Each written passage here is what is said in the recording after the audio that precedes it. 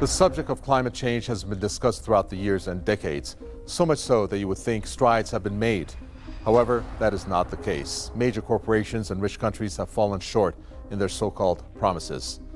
Hi, I'm Kavita Vai. In this edition of the program, we will take a look at COP26 summit in Glasgow.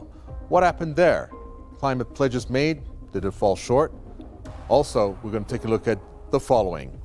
The COP26 summit was something that was hailed, but the commitments by 25 nations to end finance for overseas oil and gas, well, it fell short. The catch would not take effect until the year 2022. Then hypocrisy in action. COP26 deal lacks large coal-using countries. Study shows CO2 almost back at pre-COVID-19 level. The guilty countries that did not pledge: Australia, China, and the United States. Also, take a look at the climate protests, one of the highlights of the COP26 summit. Coal pledge, a complete joke, is what the climate activists said, worried they were, and rightly so, the disconnect between slow pace of emissions reductions and climate emergency.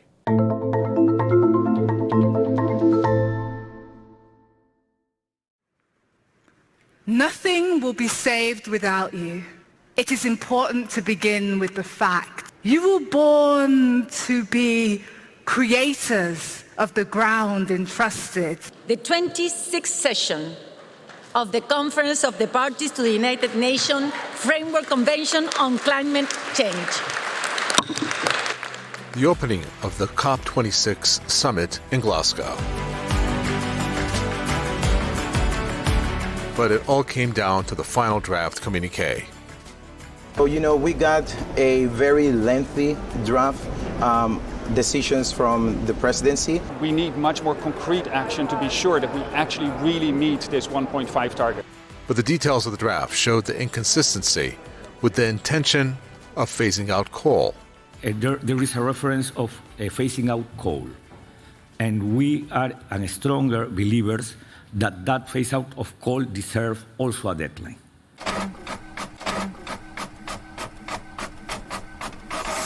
Let's take a look at some social media posts on this issue. We go straight to the U.S.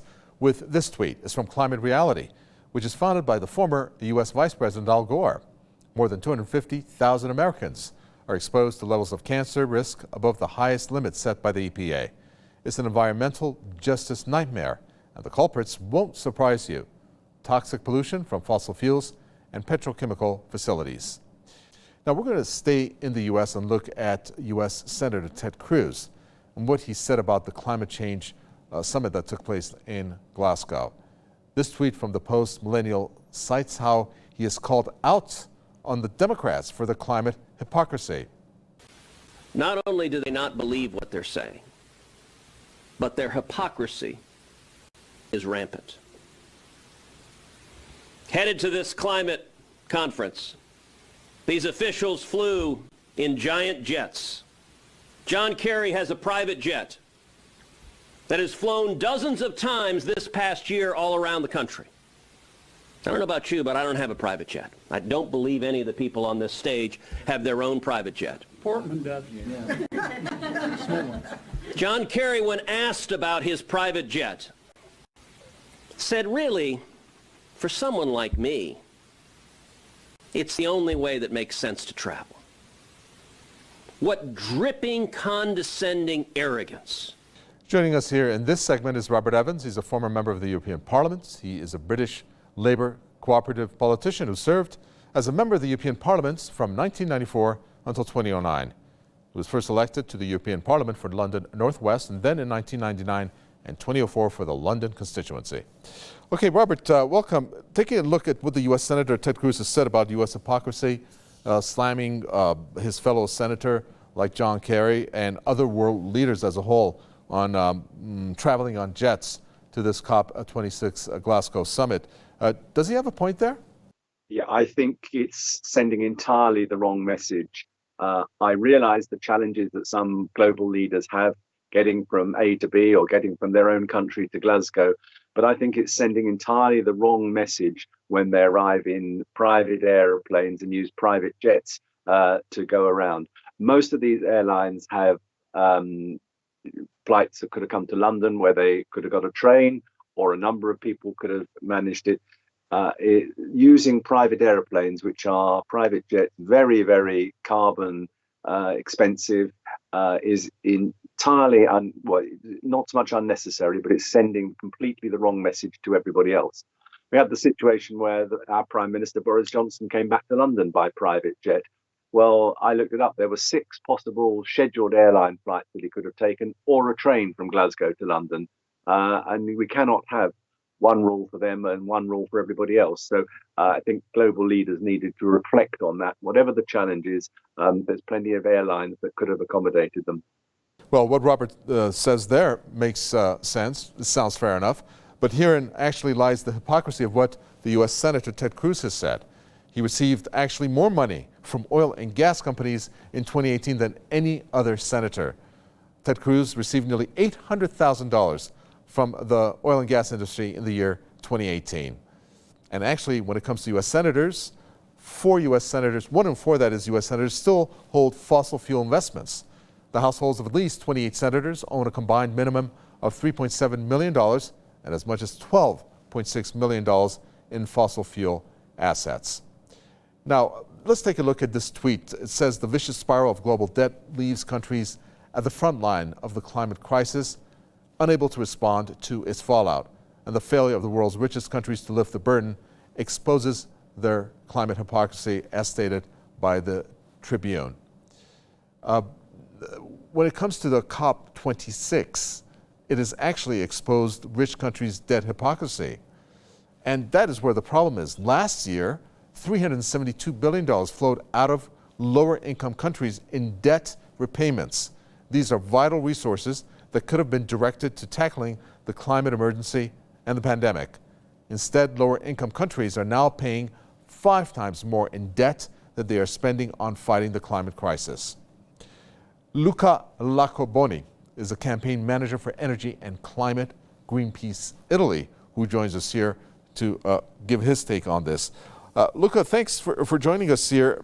When you take a look at the developing countries, there was a lack of representation. Why was that at this COP26 summit? Most affected countries, so the countries that actually see climate change impacting their daily life almost every day around the world, are those countries that are less represented in the COP, also in Glasgow. And this is absolutely unacceptable, because the richest countries are those who are less feeling the impacts of climate change and should hear the voices of the most affected countries and of the most affected people. This is another important sign of the fact that at the moment, also the COP26 in Glasgow is doing a lot of words, but really not enough actions. All right, thank you very much for that. Luca telling us his reason for why they were underrepresented at the COP26. Now, do you know how much money was spent actually to fight the COVID-19 pandemic? How much money was spent saving businesses and governments and countries from actually crashing? Well, the Prime Minister of Barbados at the COP26 summit shed light on that and how there could have been a solution already in reducing global warming to the desired 1.5 degrees Celsius goal. The central banks of the wealthiest countries engaged in $25 trillion of quantitative easing in the last 13 years. 25 trillion. Of that, 9 trillion was in the last 18 months to fight the pandemic. Had we used that 25 trillion to purchase bonds, to finance the energy transition, or the transition of how we eat, or how we move ourselves in transport, we would now today be reaching that 1.5 degrees limit that is so vital to us. Our final social media post is about a social media giant that has changed its name to Meta, namely Facebook. A campaign advisor placed a large melting iceberg sculpture next to the Capitol building in Washington. This group said that Facebook had played a major role in not stopping the spread of climate disinformation. Actually, climate disinformation is rampant on Facebook. There's 1.3 million views of climate disinformation daily. Facebook says that they send 100,000 people to their climate information center every day. But if we look at their numbers versus the numbers that we're getting from the researchers, there's a massive discrepancy of how much climate disinformation there really is on their platform. Well, do you have an opinion on climate change? You must have one. Please share it with us. Drop us a line. And, well, I don't need to tell you, we look forward to all of your questions or comments, especially on this topic, and especially if you let us know how we're doing. The links and addresses are on your screen now.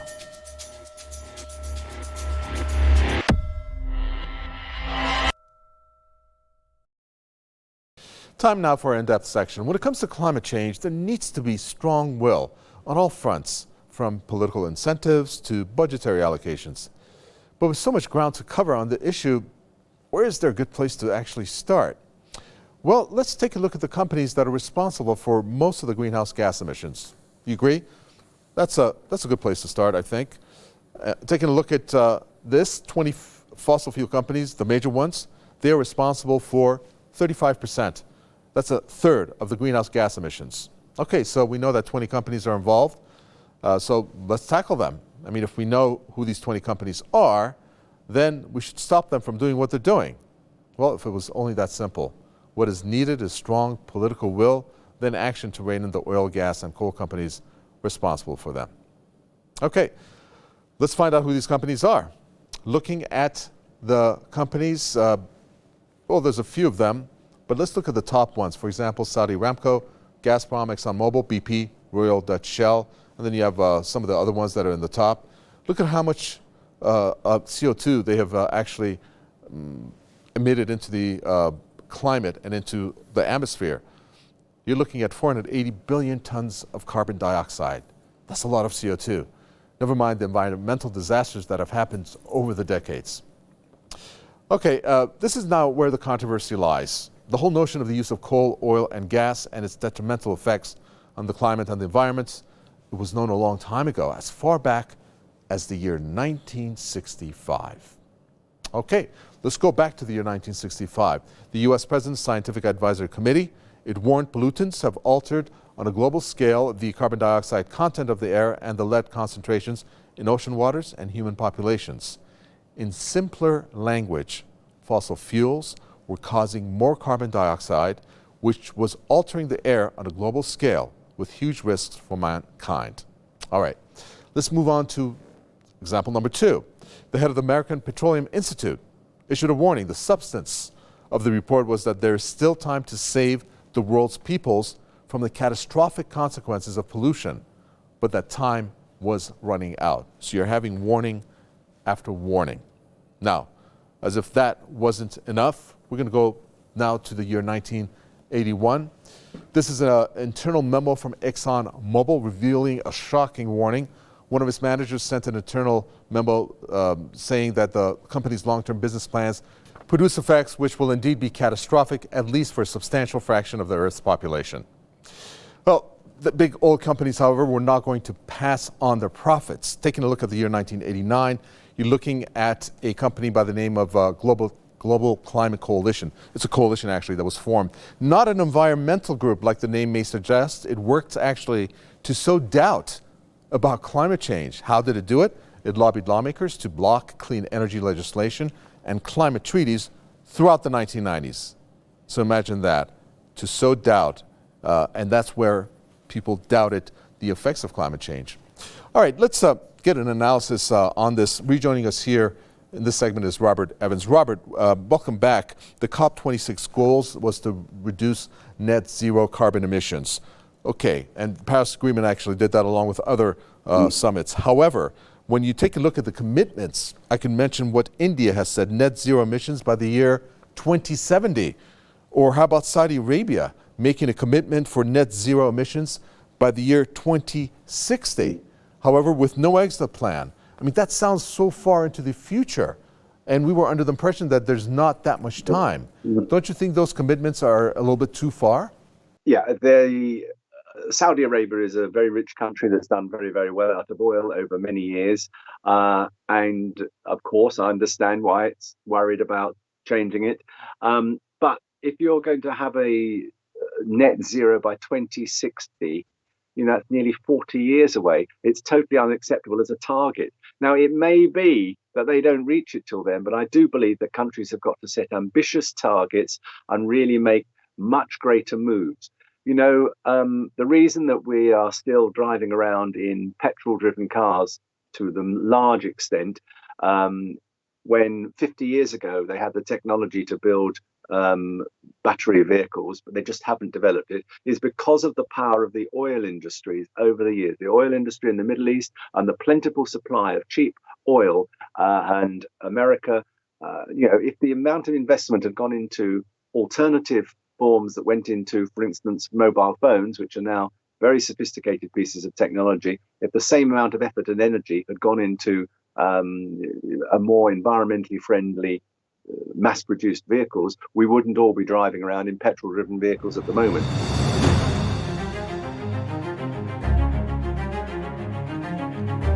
So what are these subsidies? Who gives them out? First, here's John Kerry, the U.S. climate envoy, raising his concerns on climate change. The statement lays out important steps on CO2 emissions as well, including the need to accelerate using best efforts by all of us to phase down unabated coal in this decade as fast as is achievable. If he is the U.S. climate representative, he neglects to point out the following fact: that the U.S. government actually subsidized coal, oil, and gas for decades. So in the draft today, we saw that coal was referenced in the draft, as well as subsidies. That's not good enough. 86% of the emissions trapped in our atmosphere come from oil, gas, and coal. And while we talk about targets and emissions here, these governments, many of them, especially the wealthy nations, are proposing new projects that would take us past 1.5 degrees. And that is the hypocrisy of it all, which is no surprise that there are protests against this, as seen here. At the moment, it's insufficient, and we need, world leaders from the richest and most polluting countries to raise their ambition and to provide a, clear mandate for countries to come back to the table next year with more ambitious emission reduction by 2030. 3, 2, 1, go.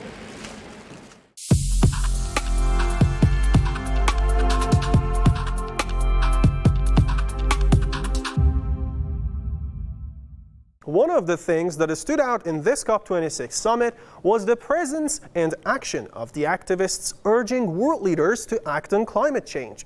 They were keen on pointing out the hypocrisy of feeding lies to the general public. Take this group of activists led by members of the Extinction Rebellion Direct Action Group. They highlighted how the mode of transportation chosen makes a difference, like opting to travel by train rather than air transportation. Everything, and it is our job to make it very clear. Traveling by train on this distance is just an opportunity to divide by 10 the carbon emission when we compare that to an airline. Another transportation mode that needs reforming is global shipping. There is actually $1 trillion push to decarbonize it. Freight ships are huge carbon emitters. Therefore, if countries and companies hope to meet Paris Agreement targets, they must change the way freight shipping is managed. The use of electric batteries or alternative fuels is one way to go about this. At present, shipping products across the ocean using freight ships creates more greenhouse gas emissions than the estimated 2 billion US cars and trucks on America's roads, at around 1 billion metric tons. Activists with the group Ocean Rebellion held a theatrical demonstration in COP26 to say that countries need to step up efforts to protect their national waters. They called for greater investment in ocean-based renewable energy decarbonization of industries, and further research. So today we have one of our Ocean Rebellion classic theatrical performances, creating conscious pricking imagery to try and help tell the story, which today is on the eve of COP Ocean Day, to draw attention to the delegates that our oceans need to be way up on their agenda. Like, it covers 70% of our ocean and provides 50 to 80% of the oxygen that we breathe. So it's vitally important, and our oceans are at crisis point. It's time now to watch a performance of the classic Italian pop song that happened at the COP26.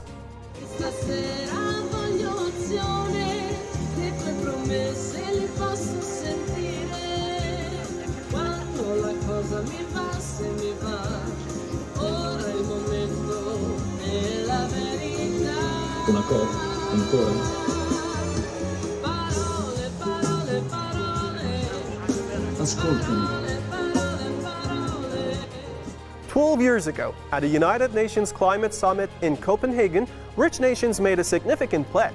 They promised to channel $100 billion a year to less wealthy nations by 2020 to help them adapt to climate change and mitigate further rises in temperature. And in another clear case of climate hypocrisy, a climate activist walked toward the British finance minister and asked him about tax breaks and funding for fossil fuel companies. Tax breaks to fossil fuel companies. Can you let me know why you're giving tax breaks to fossil fuel companies? Can you let me know when you're giving tax breaks? There's not much in that suitcase, is there? The UK Prime Minister made a pledge with some young pupils at his school to cut greenhouse gas emissions. Here he is with his grand announcement. I think what I is to get all world leaders to cut CO2 emissions.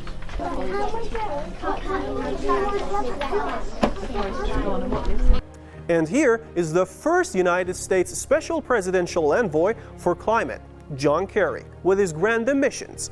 The IPCC report and the synthesis report of the NDCs indicate that we have to achieve somewhere in the vicinity of a 45% reduction over the next 10 years. But the best these two leaders could do was to squeeze this out of Saudi Arabia, a 2060 pledge.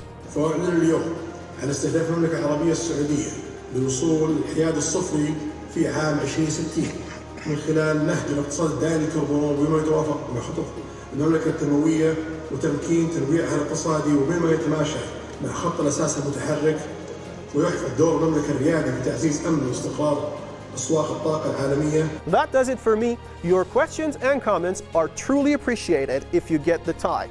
Just drop us a line. Links and addresses are on your screen now.